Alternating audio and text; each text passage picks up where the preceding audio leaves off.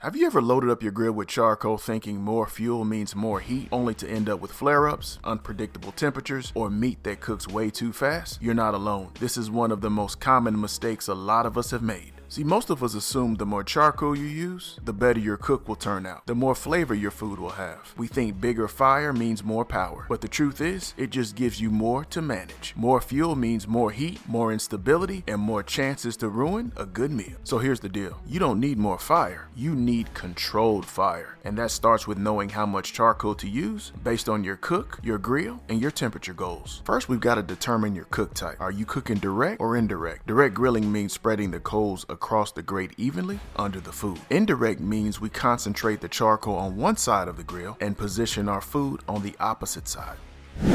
Next, know what temperature you're aiming for. If you're cooking low and slow, like 250 degrees Fahrenheit, you only need a small amount of lit charcoal. However, if you're going hot and fast, like 375 to 400 degrees Fahrenheit, you'll need more, but only enough to hit that number. Don't go way past your target temperature and try to fight it back down. For example, in my char griller smoking champ, I run 2 full chimneys to get up to 375 to 400 degrees across the main chamber, but that's because I'm heating a big surface. It's still only 1 layer deep. However, on a smaller kettle like my Weber, 3/4 to 1 chimney might do the same job. If you want longer, steadier heat, use smarter fire setups. You can use the minion method. This is where we place unlit coals on the bottom and lit coals on top. Or the snake method, often used in kettle type grills, where coals are stacked in a curved path, almost like dominoes, with fire burning through gradually. Both of these methods give you longer, more stable heat without lighting all your charcoal at once.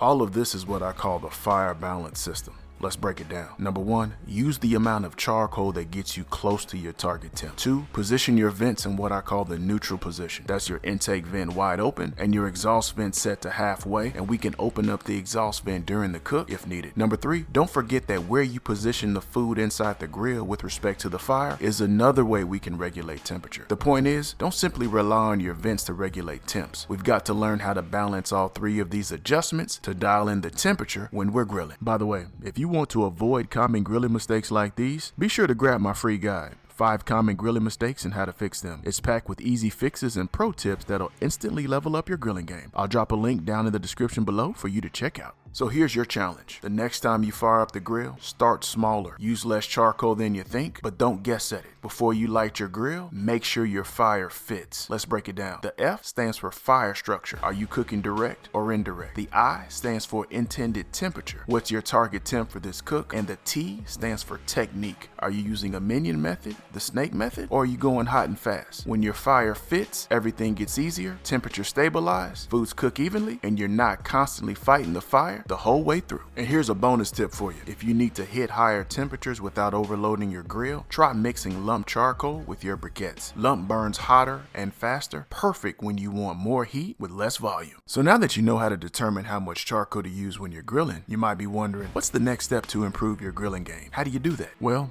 it all starts with watching this video right here, because when you pair what you just learned with what's in this video, it's going to be even more powerful. Be sure to hit that like button, hit that subscribe button, and leave us a comment. We'd love to hear from you. Until next time, grill boldly, serve proudly, and enjoy the process.